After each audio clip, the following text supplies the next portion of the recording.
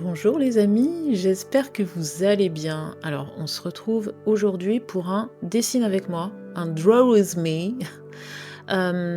Et là, je suis en train de vous montrer le matériel que je vais utiliser. Donc, il y a une gomme mie de pain, il y a un critérium, mais vous pouvez tout aussi bien prendre un crayon HB ou un crayon H ou 2H, pas plus gras.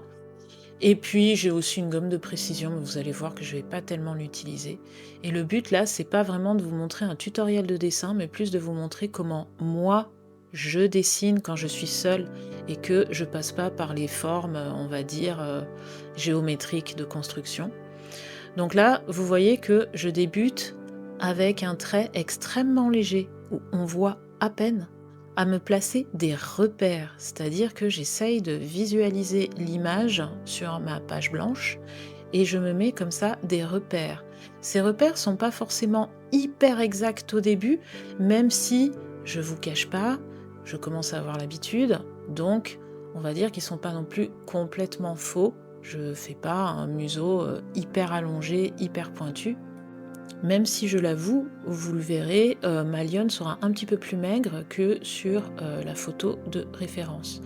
Donc là, j'essaye simplement d'entraîner mes yeux à voir les repères, à voir à quelle distance à peu près se situe l'oreille, à quelle distance à peu près se situe l'œil, etc. Donc vous voyez, je suis extrêmement légère, j'accepte que mes traits ne seront pas les traits définitifs, et voilà, et je travaille comme ça, je place mon œil, donc souvent je fais un rond pour placer l'œil, et je me dis, bon, bah apparemment il va être par là, ça a l'air de coïncider. Moi, j'ai envie que ma lionne, par contre, ait aussi une expression humaine. Donc, j'aime bien agrandir les yeux, et vous allez voir que je vais lui donner par la suite, mais ça, ce sera bien plus tard, une expression bien particulière. C'est-à-dire qu'elle va nous regarder, cette lionne, et elle aura une expression. Allez, on va utiliser un terme de boomer, une expression un peu cartoon, voilà. Donc là, les premiers traits que j'ai passés, si j'en suis satisfaite, je les repasse légèrement. Ça me permet d'affiner, on va dire, mes formes générales, de voir si je me suis pas trop trompée. Je rectifie les premiers volumes que j'avais tracés. Là, je rallonge un petit peu son menton, etc. Donc vous voyez que je ne cherche pas à faire un trait net. C'est souvent ce que font les débutants, et ça peut tout à fait se comprendre. Ils veulent tracer un trait net dès le départ. Là, je me crée des lignes de repère. Je le fais pour pouvoir placer les autres éléments, tout simplement.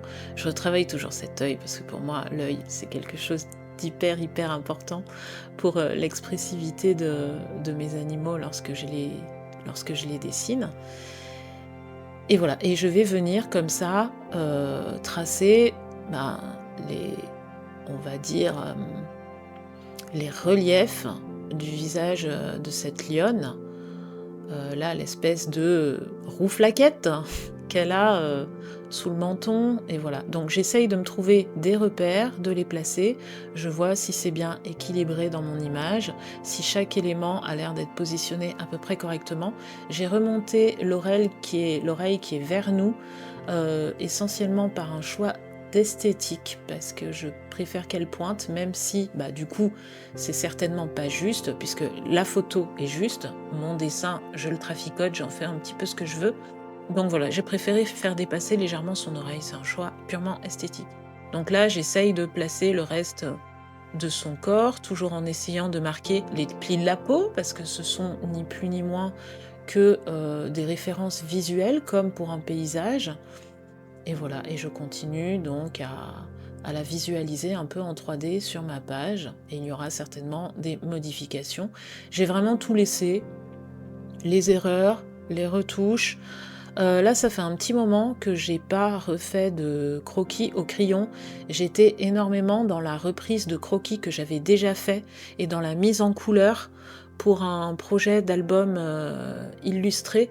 Donc du coup, j'étais plus dans l'étape véritablement du dessin, j'étais plus dans l'étape de la mise au propre. Ce qui fait que, l'air de rien, quand on a laissé tomber le croquis pendant un moment, on est un peu rouillé. Donc je laisse absolument tout parce que je veux rien vous cacher, je suis humaine. Voilà. Donc vous voyez que là, j'ai déjà un animal qui se tient, qui est pas parfait, mais qui se tient bien, qui en tout cas, moi, m'inspire pour ensuite faire l'animal qui va véritablement m'intéresser et auquel je vais pouvoir donner une expressivité différente de celle sur la photo. Donc après, je vais pouvoir jouer avec. Donc là, je redéfinis un petit peu mes volumes, je repasse sur certains éléments. J'ai beaucoup de mal avec le noir qu'ont les félins au niveau de la commissure de leur gueule. Ce noir-là, ça me perturbe. Bon, là, je l'ai tracé parce que j'étais dans la reproduction bête et simple, on va dire, entre guillemets, de la photo. Mais vous allez voir que par la suite, moi, je vais choisir de ne pas le laisser parce que ça me gêne un peu pour l'expression que je veux donner à ma lionne. Alors, je le redis bien pour ceux qui pourraient me dire « Oui, c'est pas une méthode de dessin, etc. On voit pas comment tu fais. » Bah si, en fait, justement, vous voyez comment je fais parce que je suis en temps réel, c'est-à-dire qu'il n'y a pas d'accélération. C'est vraiment mon petit temps tranquille pour faire un dessin, pour croquer cette lionne, et vous allez voir pour la transformer un peu. Mais là, le but, c'est de vous montrer comment moi, je dessine, c'est-à-dire que je passe pas par le positionnement, le repérage de formes géométriques, la construction. Je ne travaille pas non plus d'après le squelette ou la vision biologique de l'animal. Je ne m'y connais pas assez d'ailleurs à ce niveau-là. Là, vous me voyez utiliser la gomme mie de pain pour enlever le surplus de... Alors oui, l'étape là que je suis en train de vous montrer, elle est obligatoire, hein. Vous êtes obligé de la faire, sinon ça fonctionne pas. Voilà. Et donc pour enlever le surplus de graphite et pour retravailler mes traits. Mon téléphone vient juste de sonner pendant que j'enregistre. J'espère que vous ne m'entendez pas.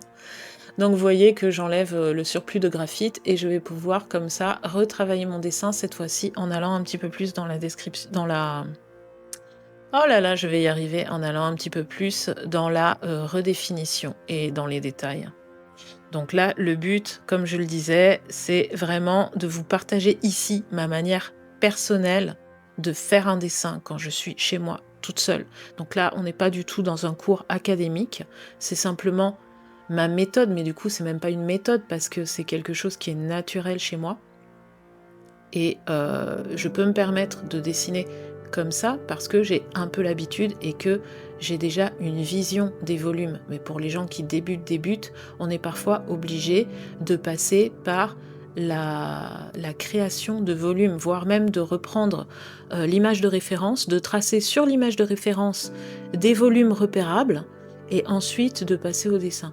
Bon, là, j'étais en train de travailler l'expression, quelle expression j'allais donner à ma lionne. En fait, j'ai envie qu'elle nous regarde et qu'elle a l'air un petit peu embêtée de nous voir. Voilà. Et là, ce que je suis en train de vous montrer, c'est si vous avez envie de prendre un crayon et de suivre mes gestes en même temps, vous êtes les bienvenus. D'autant plus que cette vidéo sort pendant un long week-end, donc le dimanche. Et normalement, vous avez un peu le temps de prendre un crayon, de prendre votre carnet et voilà, et de vous amuser à dessiner.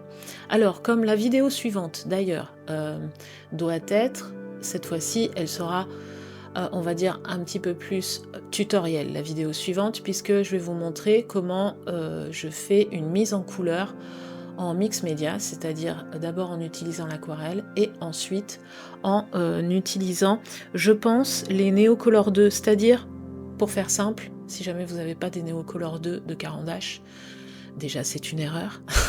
Non, en vrai, comme il coûte assez cher, je peux comprendre.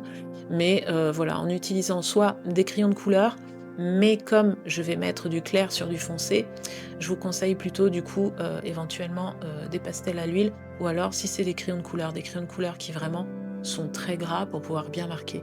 Mais je sais que quand même, voilà, les Neocolor 2 sont Ben, très souvent, dans les, pochettes, pochettes à dessin de pas mal de personnes, qui font du coloriage, et cetera. Donc voilà, donc la prochaine vidéo, ça sera pour voir comment, je m'y prends, comment je fais mes fonds à l'aquarelle, qu'est-ce que je privilégie quand je fais mes fonds à l'aquarelle et qu'est-ce que je privilégie lorsque j'utilise, mes pastels à la cire ou, tout autre, médium qui vient s'ajouter. Voilà. Donc là, je retravaille mes détails, comme vous pouvez le voir. Je retravaille un petit peu mes formes aussi. Je ne fais jamais des traits, comment dire? Je ne suis pas vraiment dans la ligne claire des dessinateurs belges. Non, je fais des traits chevelus. C'est comme ça que j'explique beaucoup aux gens qui prennent des cours chez moi que, voilà, je n'essaye pas de tracer un trait net, hein, je fais des traits chevelus. Donc, c'est-à-dire que je reviens plusieurs fois, sur le trait et ça lui donne comme ça cet aspect, qui est d'ailleurs beaucoup plus vivant en fait et beaucoup plus texturé. Et notamment lorsque je dessine un animal, souvent je dis aux gens: «Dessinez des poils».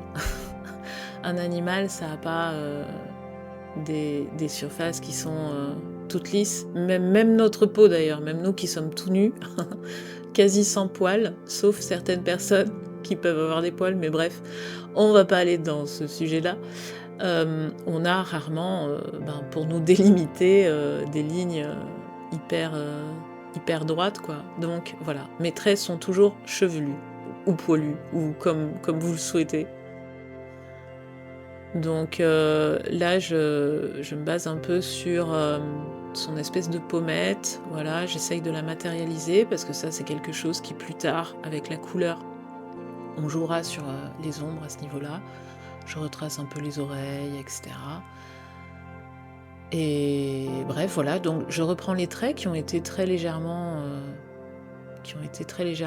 effacés par, la gomme mie de pain. Je repasse dessus et ça me permet de retravailler. Vous voyez, là, je change même par rapport à ce que j'avais tracé au départ. J'essaye de trouver quelque chose d'un peu plus joli, et cetera et je vais modifier comme ça, régulièrement ce que j'avais déjà tracé ou si j'en suis contente et ben, je peux appuyer un petit peu plus aux endroits où je suis, satisfaite.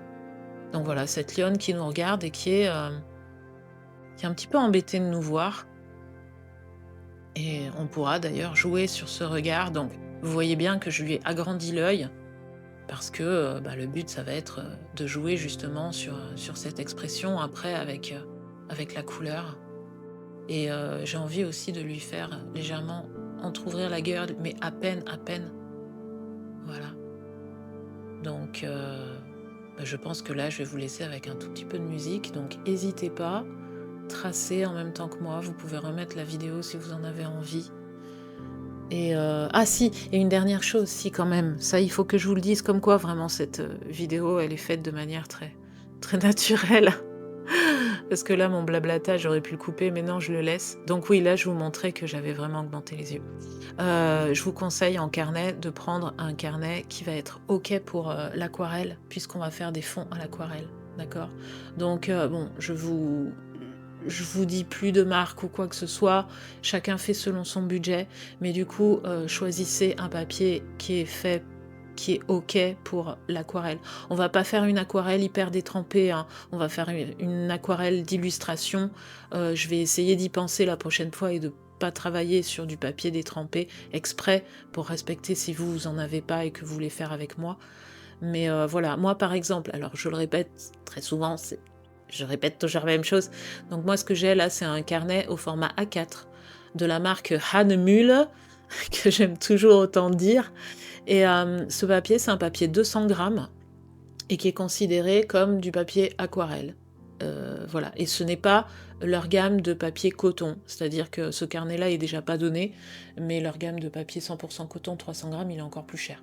Donc voilà, celui-là, pour faire de l'illustration, bon, c'est du 200 grammes, marque Hahnemühle, pour de l'aquarelle, c'est une très bonne marque. Franchement, il va très bien et on peut faire des choses très jolies dessus. Bien évidemment, par contre, ça serait pas mon papier pour du pro parce il est trop fin. Mais pour un carnet, voilà, il va très bien. Donc à vous de voir, mais prenez bien un carnet qui est OK pour l'aquarelle. Voilà. Allez, je vous laisse avec un peu de musique.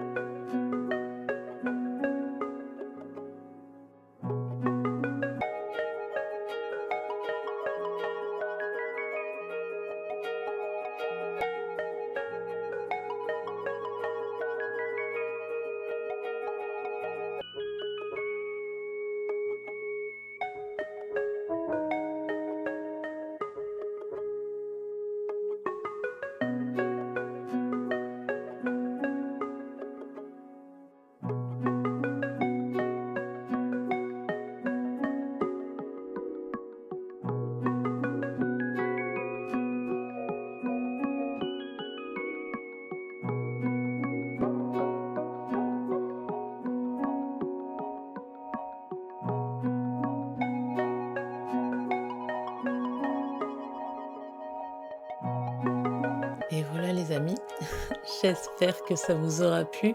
Dites-moi en commentaire donc si vous avez tenté le dessin avec moi, sachant que c'était pas du tout un tutoriel, c'est juste le plaisir de dessiner avec moi et de voir comment bouge ma main et éventuellement les gestes que je fais, qui sont donc des gestes tout à fait naturels. J'ai absolument rien coupé, les difficultés comme les facilités, et on se retrouve pour la prochaine vidéo qui consistera à la mise en couleur. En attendant, n'hésitez pas à revisionner, à liker, etc. Et à bientôt!